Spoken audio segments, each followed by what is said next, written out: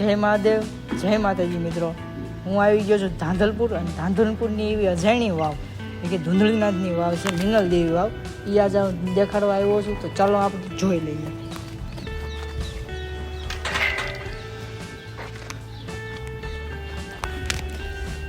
જે આ લોકેશન તમે જોવો છો એ વાવનું લોકેશન છે. જે ધજા ફરકે છે ધૂંધળીનાથની ધજા છે, અને અહીંયા ધૂંધળીનાથનું મંદિર છે, અને અહીંયા છે મિનલ દેવી વાવ.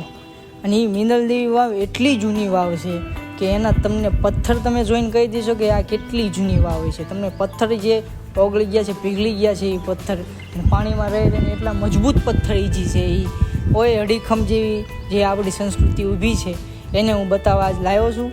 તો તમે લાસ્ટ સુધી વિડીયોને જોતા રહેજો, વોચ કરતા રહેજો. ચાલો આપણે જોઈએ.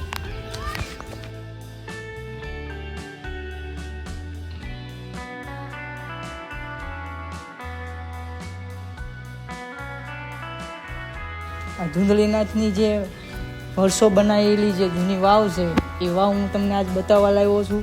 તો હાલો અંદર જોઈએ આપણે. જો આ ધૂંધળીનાથના ચિત્રો છે.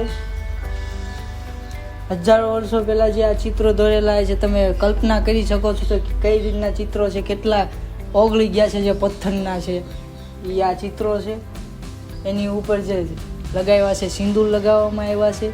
એવી જ રીતે આ બાજુ પણ એવા ચિત્રો છે. આ બાજુ પણ એવા ચિત્રો છે. ચાલો હવે હજી વાવમાં અંદર જઈએ, પાણી સુધી. ઉપર પણ તમે જોઈ શકો છો. આ લગભગ 7 માળની વાવ હોય છે.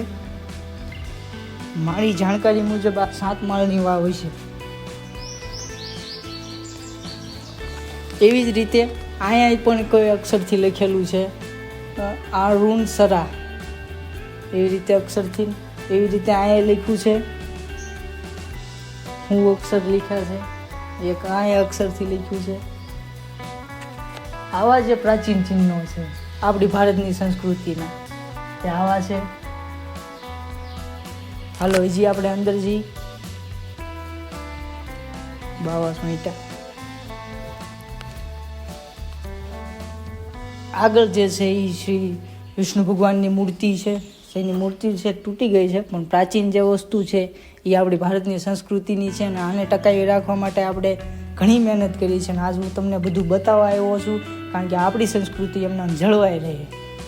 આ બાજુ પણ 3 ચિત્ર છે.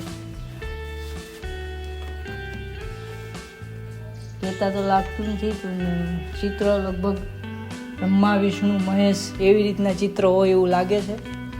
બહુ પ્રાચીન વાવ છે, બહુ એટલે બહુ સરસ છે. ખૂબ સરસ રીતે આને જે કામ કર્યું છે એમાં પણ ઘણા ઉલ્લેખ લખેલા છે. આમાં જે ખેલા લખ્યું છે, કંઈક આડું લખ્યું છે, મને કંઈ એમાં સમજણ તો પડતી નથી. સંસ્કૃત ભાષામાં લખ્યું હશે તોય. પણ અહીંયા પાણી છે. હજી આનાથી ઊંડી કેટલી વાવ હોય એ કાંઈ નક્કી નથી. હજી આની ઊંડી વાવ હશે. આમાં તો નગરા જનાવર રહેતા હશે, કાચબા છે, આડાવાળા છે. હવે તમે ઉપર સુધી જોઈ શકો છો કેટલી વાવ છે. 1 2 3 4 5 માળ તો આવી ગયા વાવના. 5 માળ તો આવી ગયા. હજી આને નીચે કેટલા માળ હોય એ કાંઈ ખબર નથી. આગળનો તમે નીચેની વાવનો વિડીયો તમે જોઈ લીધો છે. હવે હાલો ઉપરની વાવ તમને બતાવું. હવે આવો ચાલો. ઉપરથી આ વાવ કંઈક આવી રીતે દેખાય છે.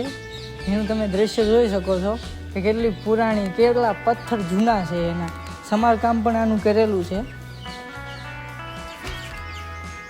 કેટલા જૂના પથ્થર છે. આ વાવ રાતોરાત ઊભી કરવામાં આવી હતી. બાકી અંદર જોઈજો હવે અંદર કઈ રીતના છે. આટલી ઊંડી વાવ છે. આ મિનલ વાવ તરીકે આ વાવ ઓળખવામાં આવે છે. મિનલ દેવી વાવ અને ધૂંધળીનાથ દ્વારા વાવનું સર્જન કરવામાં આવ્યું છે. અહીંથી નીચે પાણી છે.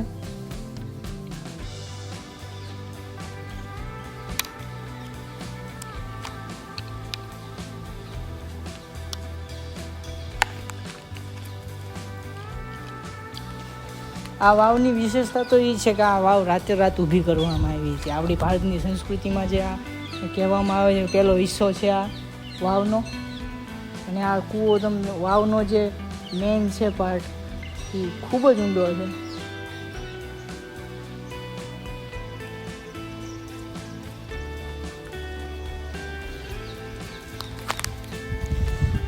આગળ સુધી આપણે બધું જોઈ લીધું છે, હવે કંઈ બાકી રહ્યું નથી. હવે એક વસ્તુ બાકી છે એ તમને હું બતાવી દઉં છું, પણ એમાં બોલતો નથી કંઈ, પણ ડાયરેક્ટ ધૂંધળીનાથનું જે મેઇન મંદિર છે એ હું તમને બતાવવા જઈ રહ્યો છું. તો ચલો.